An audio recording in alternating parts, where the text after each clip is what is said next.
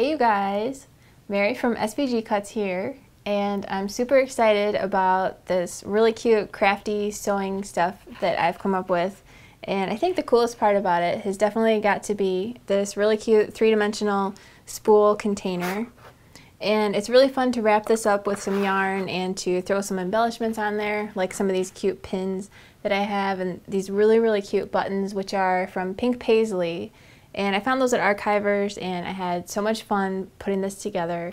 And for me, I think this would be great to just put on display in my craft room as a really cute decoration on my shelf or next to my computer or something.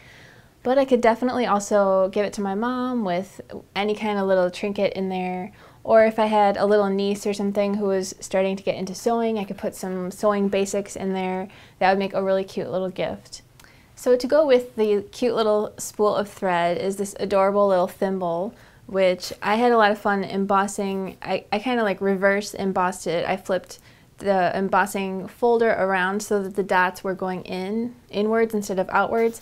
So it really looks like a little thimble there, and I had a lot of fun with my embellishments, and it's just a cute little tiny container, which is awesome for anyone who appreciates sewing or craftiness or what have you.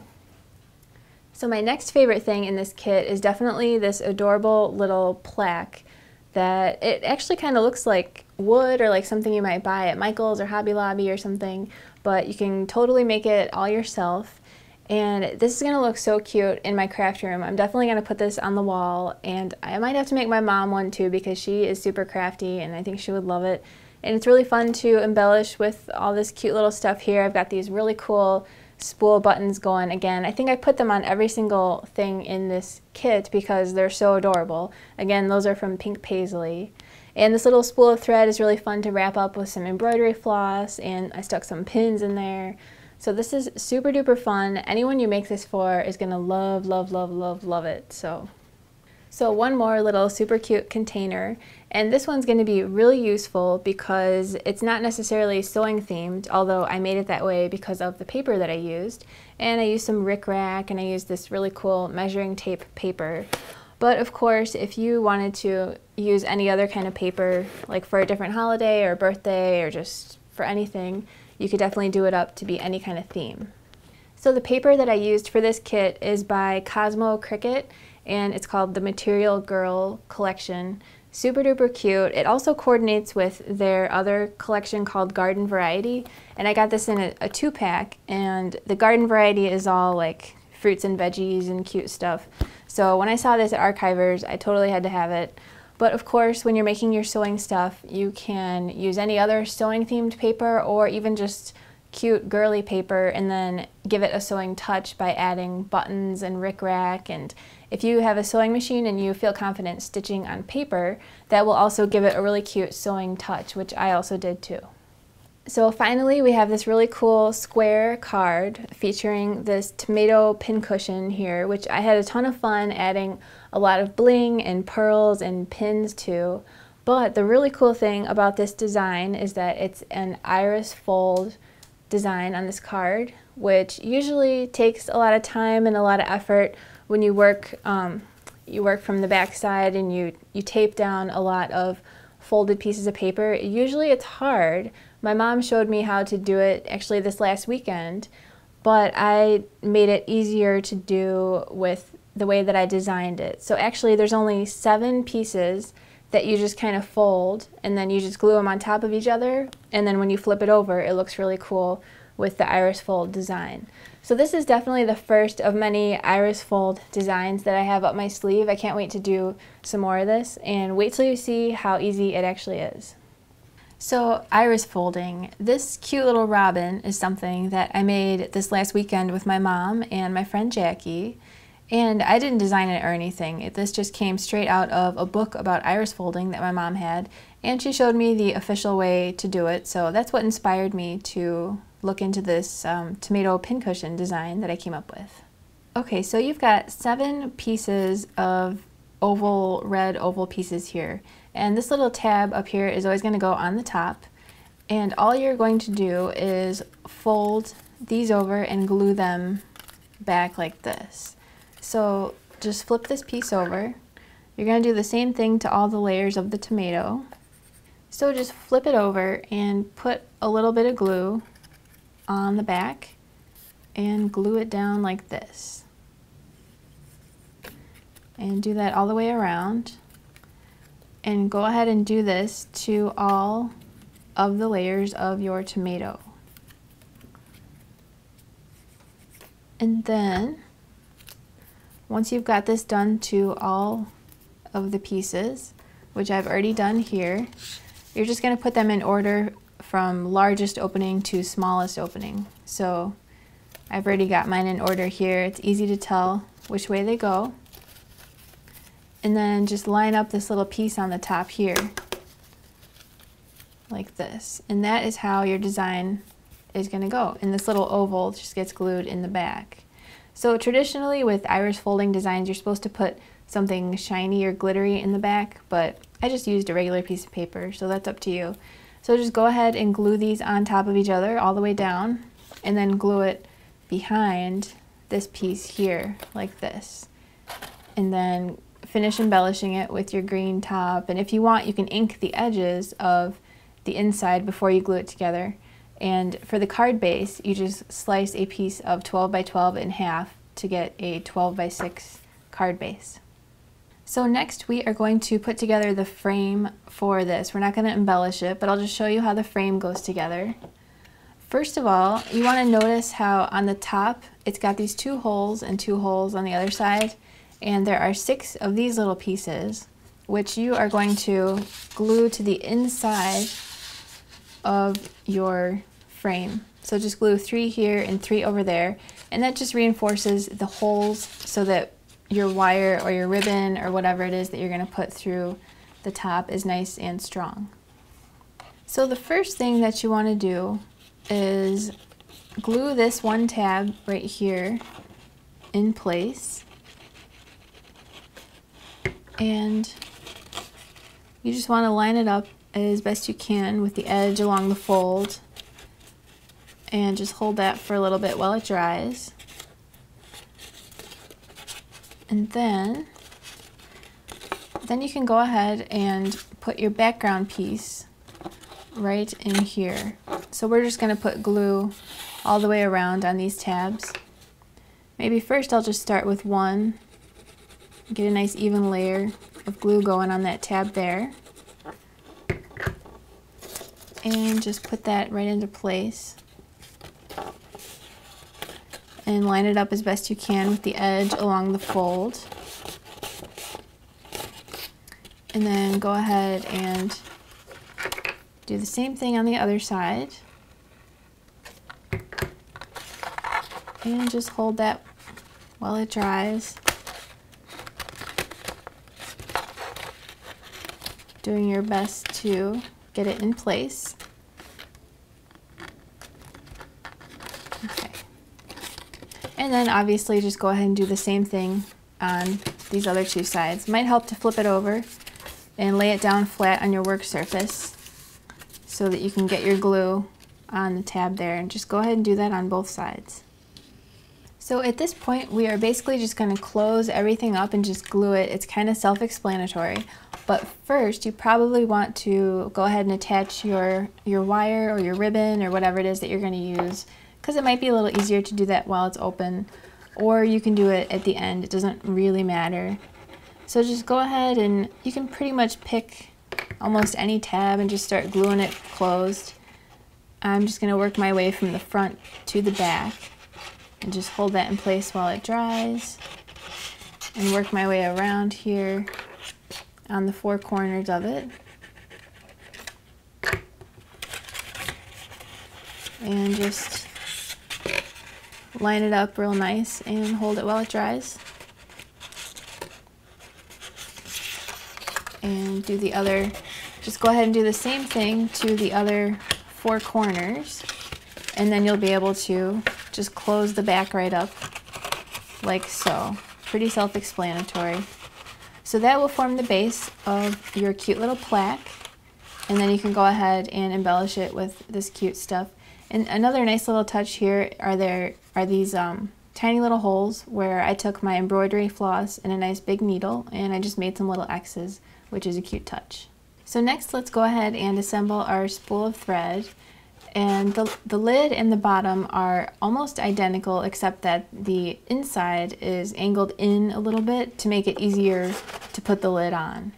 So I'm just going to show you how to put together the bottom. If you're doing the top, it's pretty much the same. So you just have all these little pieces that are the same here. And all we're going to do is put glue on all 3 of these tabs here. And go ahead and glue them one at a time to another one, holding it while it dries. And once one of them's pretty dry, go ahead and put the next one in place and give it a good squeeze. And then go ahead and glue this long one in place. And you are just going to do the same exact thing over and over with all of your pieces until there are none left. And you're going to start to see this shape here. So here is my final seam going together here. And I'm closing it up. And then the next step will just be to flip it over and fold these guys down.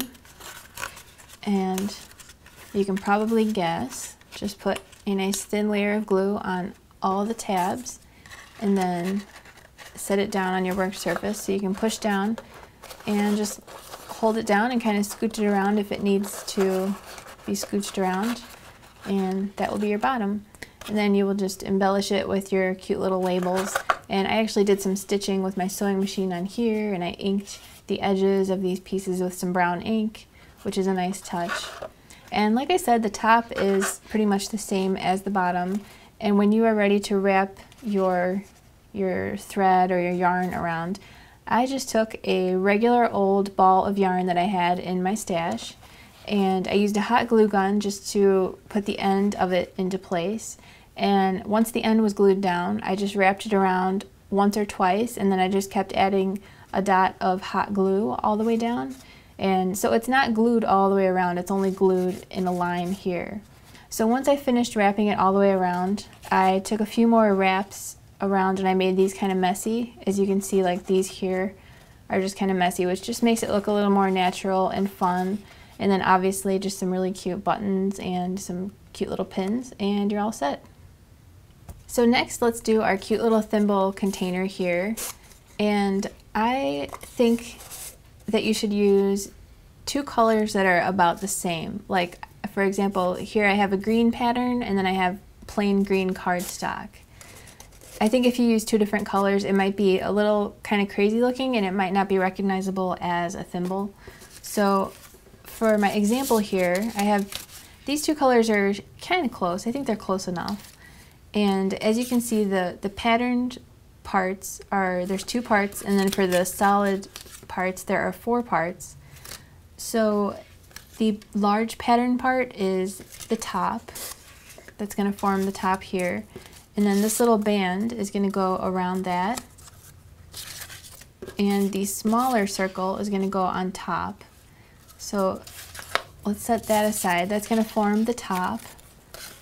And then we're left with 3 pieces here, which are going to form the bottom. And this bottom's going to go there. This is going to go inside to cover up the tabs like this. So first, let's just do the bottom, which we will start by putting some glue here on the end of it. And get a nice thin layer all the way out to the corners if possible. And just curve that around and line it up. You can see a tiny little bit of an edge up here where you're going to line up the edge with the other side, and just hold that while it dries, and then just fold these guys over and put glue on them and just put this into place here. Then once that is dry, just flip it over and glue this on the inside to finish it off real nice. So next, let's go ahead and do the same thing that we did in the beginning of the other piece. So just put some glue on this tab here and curve it around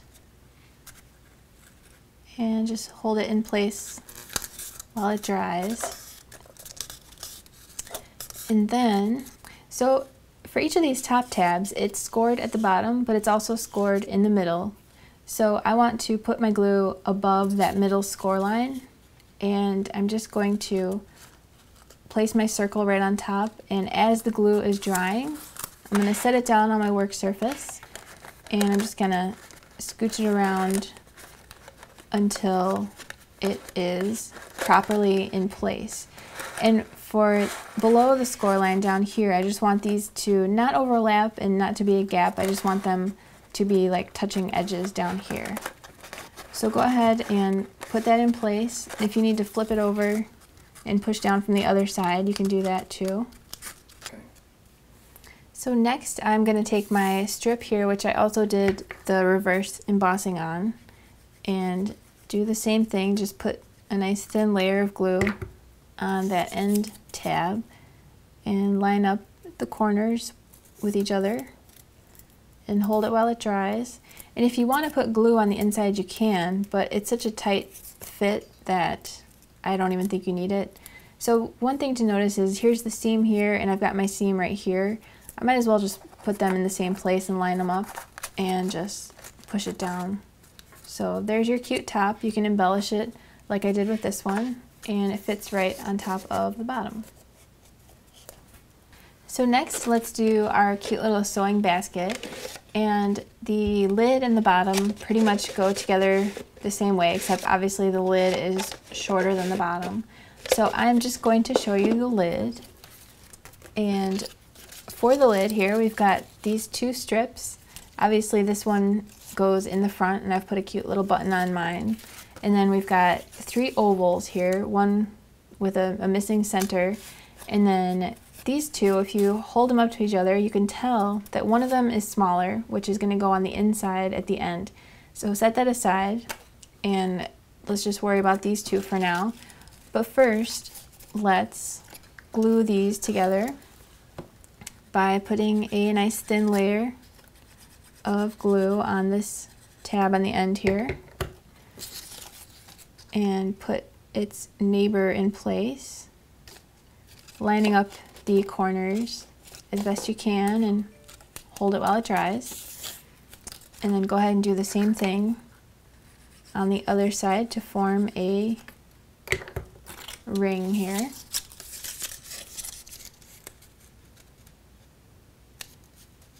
And just line it up like before and let it dry.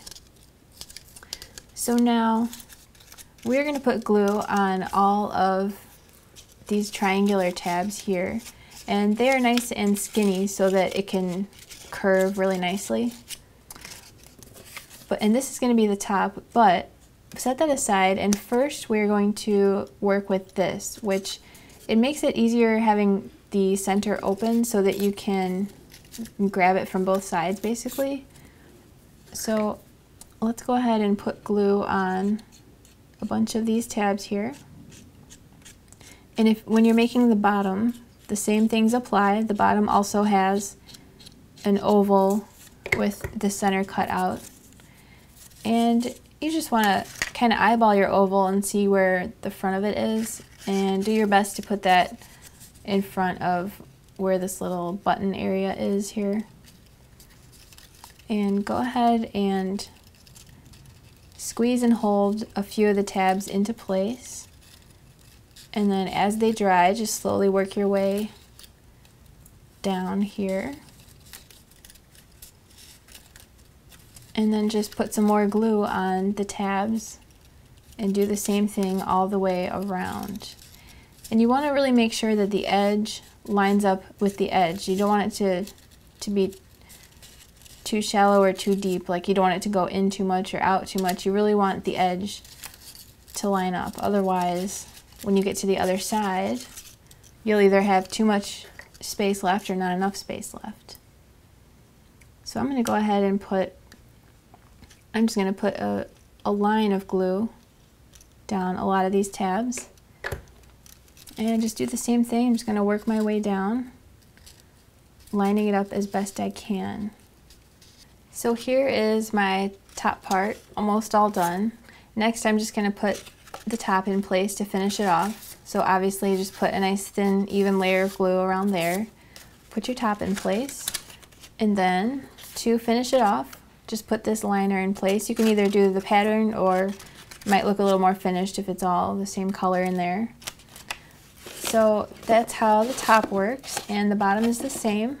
So once you've got your top done, you can also take these two pieces here. There's the handle is one piece, and then this, it's slightly a little lighter color here. This oval here is another piece called the top panel, and both the handle and the top panel have two holes in them that you can put a brad through on each side, and then you can go ahead and glue that whole thing right onto the top of your sewing basket.